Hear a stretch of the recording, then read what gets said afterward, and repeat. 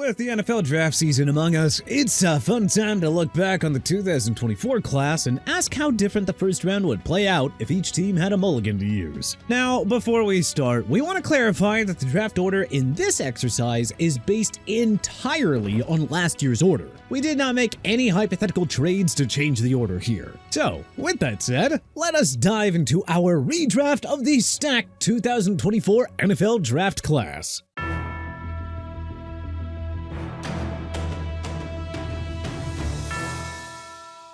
Number 1, Chicago Bears from Carolina Panthers, Caleb Williams. We know, Jaden Daniels had the best rookie season in NFL history. But unlike Williams, Daniels wasn't surrounded by a horrible offensive line and inept coaching. Williams still has the highest ceiling and dazzled as a rookie with 3,541 passing yards, 20 touchdowns, and only 6 interceptions to go along with 489 rushing yards. Now that he has a competent head coach in Ben Johnson and a beefed up offensive line, we have no doubt Williams will hit MVP level. This was still the right pick for the Bears, and Daniels' spectacular 2024 season does not change that. Number 2, Washington Commanders, Jaden Daniels. My, what a stunner! The Commanders make the same pick after Daniels had, as we just mentioned, the best rookie season ever. He immediately turned the Commanders into a juggernaut and led them to a stunning NFC Championship game appearance, the franchise's first since 1991. And it's not a stretch to believe that this could go down as the greatest 1-2 pick tandem in NFL history. So, moving on.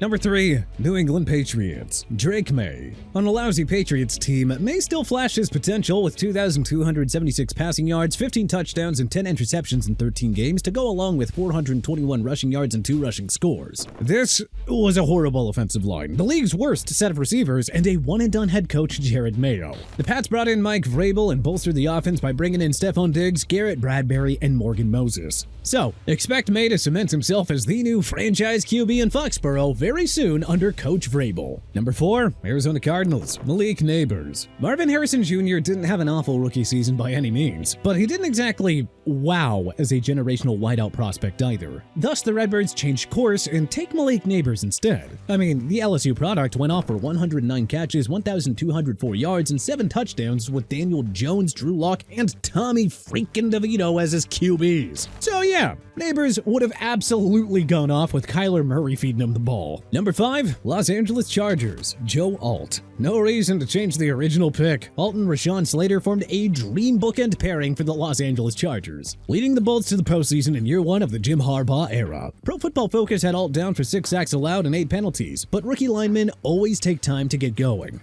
Oh, and Alt finished 4th in ESPN's pass block win rate among offensive tackles. Yeesh, and to think, he hasn't even hit his ceiling yet. Number 6, New York Giants, Bo Nix. With original pick Malik Neighbors off the board, the Giants take their chance on the Oregon QB and pray that Brian Dable can unlock Nix the way that Sean Payton did in Denver. Granted, Nix wouldn't have a superstar wideout like Neighbors to feed the ball to here, but the upside is far too high for Big Blue to pass on. So New York picks Nix to help the offense move the sticks and hit the end zone for 6. Alright, we'll stop. Number 7, Tennessee Titans, Brock Bowers. Taking Alabama offensive tackle J.C. Latham 7th overall was a bit of a head scratcher at the time, and it doesn't look any better a year later. It's too soon for Tennessee to take a QB here, so let's give them the guy who had perhaps the greatest rookie tight end season ever. On a horrible Las Vegas Raiders team, Bowers caught 112 passes, a rookie record for 1,194 yards and 5 touchdowns. Bowers broke the record for receiving yards by a rookie tight end previously set by Mike Ditka back in 1961. Bowers, Calvin Ridley, and Tony Pollard are a nice group of weapons for Tennessee's next QB to build around. Number 8, Atlanta Falcons, Michael Penix Jr. Remember how much everyone hated this pick? Well, Kirk Cousins' horrific play in the second half led to his benching, and the Washington product immediately brought new life to Atlanta's underachieving offense. The Falcons don't really have any other pressing weaknesses here, so if Penix comes as advertised in 2025 and beyond, they will finally re-emerge as a force in the NFC. Number 9, Chicago Bears, Marvin Harrison Jr. Roma Odunze had a solid rookie year for the Bears, but let's not forget how hyped up Harrison Jr. was last year. Harrison Jr. still had 62 catches for 885 yards and 8 touchdowns in what was considered a meh rookie year. As good as DJ Moore is, Harrison Jr. would quickly step in as the lead receiver and make the veteran arguably the league's best WR2. Number 10, Minnesota Vikings from New York Jets, Quinion Mitchell. Sam Darnold had a career year in Minnesota before signing a 9-figure deal with the Seattle Seahawks. In this do-over, the Vikings retained Darnold and don't bother giving Michigan QB J.J. McCarthy a look. Minnesota had a top 5 defense under Brian Flores last season, only to get lit up by the Los Angeles Rams' aerial assault in the wildcard round. Here, the Vikings bolster their secondary by taking Toledo shutdown corner Quinion Mitchell to complement veteran mainstay Byron Murphy Jr. Number 11, New York Jets from Minnesota Vikings, Jared Verse. With J.J. McCarthy yet to take a single snap and the Jets signing Justin Fields anyway, we don't really see a reason for New York to take QB here. Instead, they add the 2024 Defensive Rookie of the Year to bolster their defense because,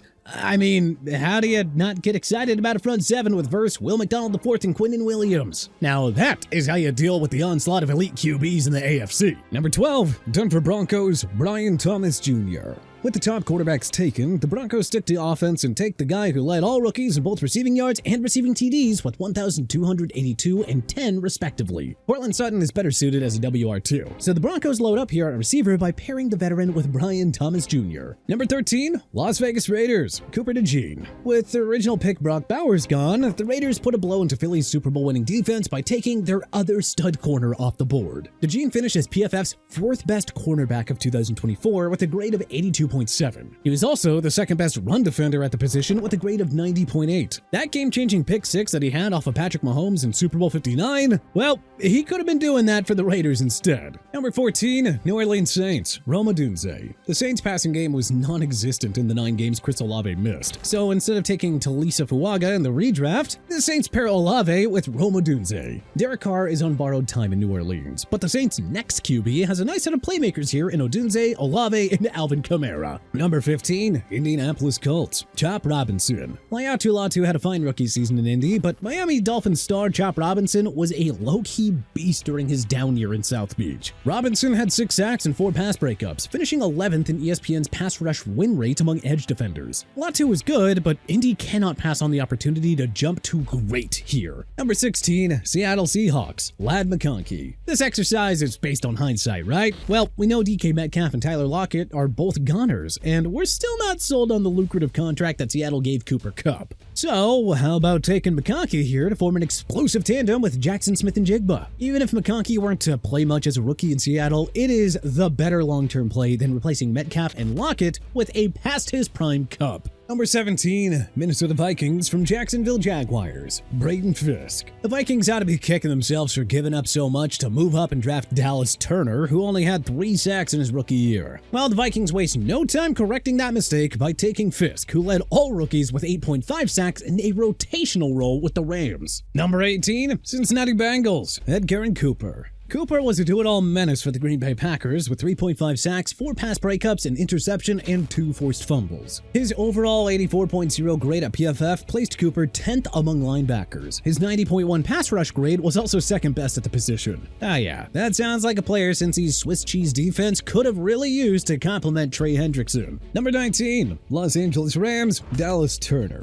We know Turner had a disappointing rookie year in many, but the Rams have to take a pass rusher here after watching Jared Verse and Braden Fisk fly off the board in this redraft. We feel like Sean McVay could have maximized Turner's potential right away, especially in a starting role as opposed to being a rotational player in Minnesota. Number 20, Pittsburgh Steelers, J.J. McCarthy. Now that we know the Steelers didn't get what they wanted out of Justin Fields and Russell Wilson, they can address their QB position by getting McCarthy. Even if McCarthy didn't play at all in 2024, learning on the bench for a year couldn't have hurt McCarthy's development. Number 21, Miami Dolphins, Talisa Fuaga. Miami isn't complaining about getting Chop Robinson in the real 2024 draft, but he wouldn't be available here in a do-over. With Pro Bowler Terran Armstead retiring, the Dolphins stick with the trenches but go with Oregon State's offensive tackle here. Fuaga had not even rookie year in New Orleans, but his high upside cannot be ignored. With veteran standout Austin Jackson occupying the other bookend spot, Miami's O-line would be set up nicely long-term. Number 22, Philadelphia Eagles, Terrion Arnold. Eagles GM Howie Roseman hit the jackpot by grabbing both Quinion Mitchell Mitchell and Cooper to Gene last year. Here, they settle on the best remaining corner in the redraft. Arnold had a frustrating rookie year with the Detroit Lions, but the Eagles can trust Vic Fangio, the GOAT of defensive coordinators, to unlock his potential right away. Number 23, Jacksonville Jaguars from Minnesota Vikings, Dominic Pooney. The Jaguars' offensive line was a complete mess last year, so it's hard to imagine that they would ignore the O-line here with the original pick Brian Thomas Jr. long gone. Pooney, the number 86 pick by the San Francisco 49ers, was a rock at guard for Kyle Shanahan's squad. His 80.5 PFF grade was 11th among guards, allowing just 3 sacks on 1,078 offensive snaps. That sounds like the type of protector up front that Trevor Lawrence could have really used. Number 24, Detroit Lions from Dallas Cowboys, Andrew Phillips. The Lions had the right idea when they took Arnold here, but you know, it's a good thing that he's not here after a frustrating rookie year. So instead, the Lions go with Giants star Andrew Phillips. He was PFF's 15th highest graded corner at 77.5. That included a stellar 75.8 coverage grade, which, by the way, was higher than the likes of Jalen Ramsey, Devin Witherspoon, and Marshawn Lattimore. Number 25, Green Bay Packers, Xavier Worthy. One day, the Packers might draft a wide receiver in round 1 and actually try to give Jordan Love a legitimate difference maker. Should have done it here when Xavier Worthy was on the board.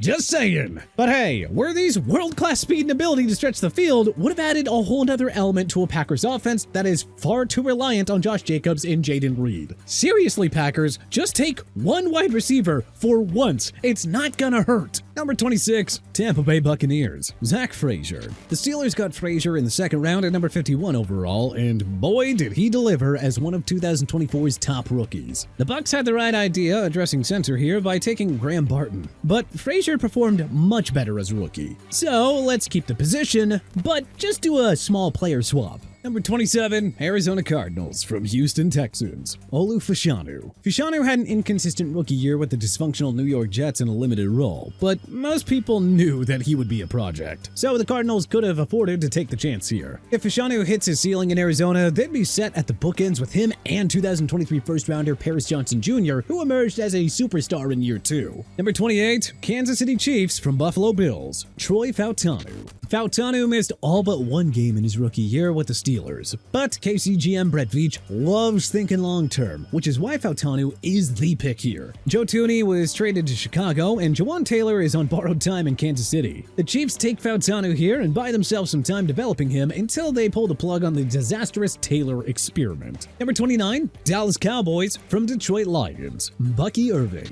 The number 125 pick of the Tampa Bay Buccaneers came out of nowhere, rushing for 1,122 yards and 8 touchdowns to lead the squad to another NFC South Division crown. You think Jerry Jones would have liked a guy who put up 1,514 yards of offense? Yeah, us too. Rico Donnell had a 1K rushing season and all, but he left Dallas for Carolina in free agency. So, let's put Irving in Dallas with Dak Prescott and CeeDee Lamb, ensuring that he lands in another place to hit his full potential. Number 30, Baltimore Ravens, Nate Wiggins. The initial pick stays in place. Hard to complain about the production the Ravens got out of Wiggins, who racked up 13 pass breakups in a Baltimore secondary that struggled mightily throughout 2024. Wiggins didn't allow a single TD in coverage and yielded a 66.7 passer rating when targeted, according to Pro Football Reference. His 80.5 run D grade at PFF was also 15th among corners. Number 31, San Francisco 49ers, T'Vondre Sweat. The salary cap forced the 49ers to bid farewell to defensive mainstays like Talanoa Hufanga, Charvarius Ward, and Trey Greenlaw. To make sure the front seven doesn't lose its luster, how about taking the hulking 362-pound defensive tackle to team up with Nick Bosa? Number 32, Carolina Panthers from Buffalo Bills, Keon Coleman. The Panthers moved up one spot via Buffalo to take South Carolina wide receiver Xavier Legette. One pick later, the Bills took Florida State wideout Keon Coleman. Despite playing 3 fewer games, Coleman finished with more receiving yards than Legette, posting a stat line of 29 catches for 556 yards and 2 TDs. Carolina rolls the dice on Coleman and hopes that he can produce more than Legette. But hey, what changes would you make to our 2024 NFL first round redraft? Let us know in the comments section below. If you like this video and learned a thing or two, then hey, clicking that like button helps us out a ton. And you know, we really appreciate it. If this is your first time coming around to TPS though, subscribing is a great idea because we put out videos like this every single day. But as always, thanks for watching and we'll see you guys next time.